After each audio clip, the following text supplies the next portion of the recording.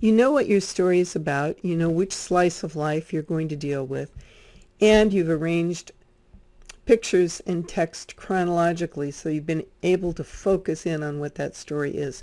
Now it's time to think what kinds of dramatic scenes would allow the reader to experience those events the way you experienced them. And the way I like to do this is just to sit with a piece of paper and brainstorm ideas for moments that were turning points, moments where I felt like my feelings were involved, where I was scared, where I was confident, overconfident, where I learned something, where I told a lie.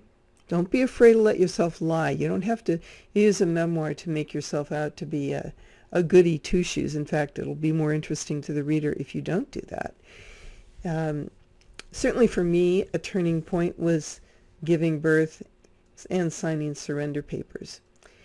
But that wasn't the only dramatic action that was important in the story. And what you want to do is you want to give the readers a way to understand why this climactic action near the end of the book, why it happened, what the character, the protagonist, went through so that she became capable of signing the surrender papers.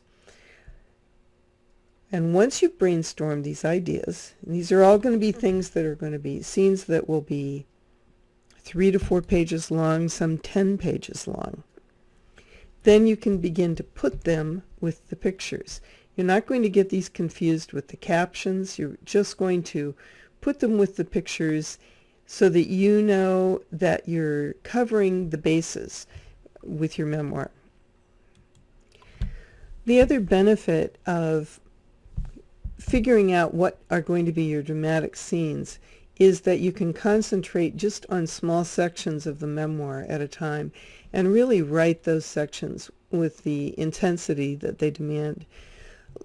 You would think that living in an apartment with my mother and seeing her health decline wouldn't be truly dramatic, but I've done a lot of free writing on that subject, and I came up with some stuff that felt like it was really deep to me.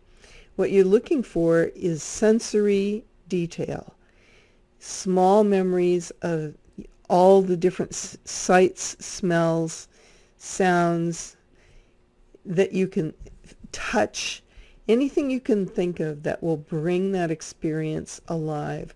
So living in an apartment with my mother and listening to the rattle of the air cooler, enduring the heat of Phoenix in the summer so that the swimming pool was practically boiling when I went out to swim in it late at night. Those are the things I'm writing about. Those are the details I'm seizing on it and I'm looking for in my memoir. I want to make sure they're authentic. They're things I remember very vividly.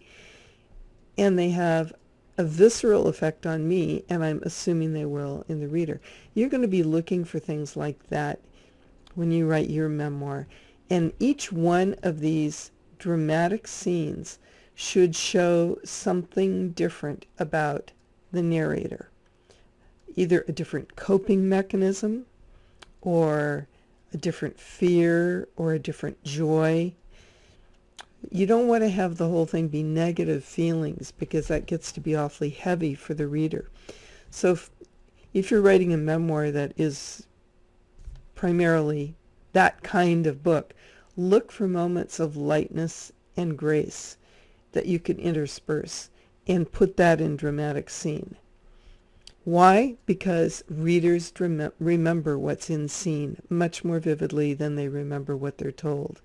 And it's true in fiction as well as in memoir that we want to be witnesses to the events so that we can make up our own minds about what has happened and about the truthfulness of what the narrator is telling us.